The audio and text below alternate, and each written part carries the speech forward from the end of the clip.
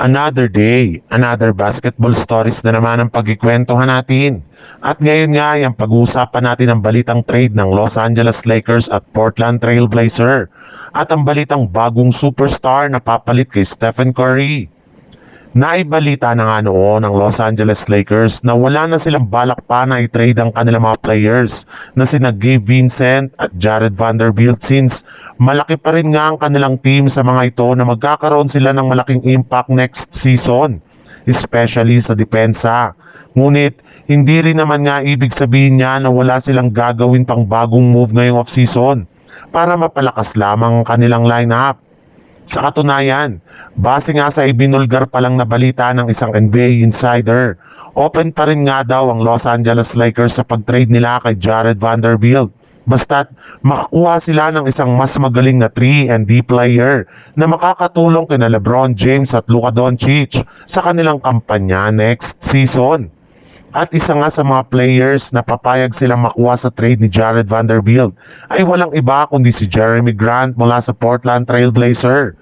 Matagal na rin naman nga daw nila itong tinatarget na makuha at kapag nagkaroon nga sila ng pagkakataon na makuha ito at sigurado nga na hindi na nila yan palalampasin pa.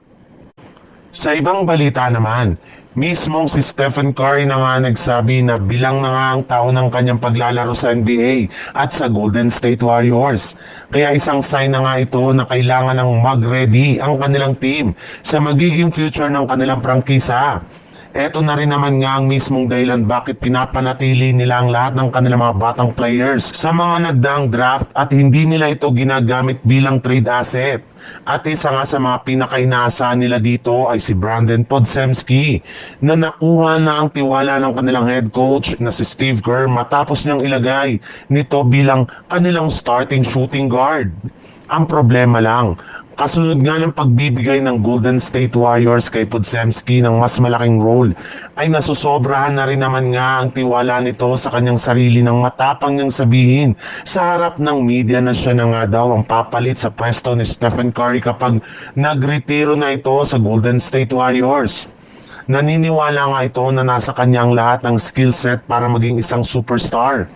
Kailangan na lamang nga niyang ipa-improve sa mga susunod na taon bago siya maging franchise player ng Golden State Warriors.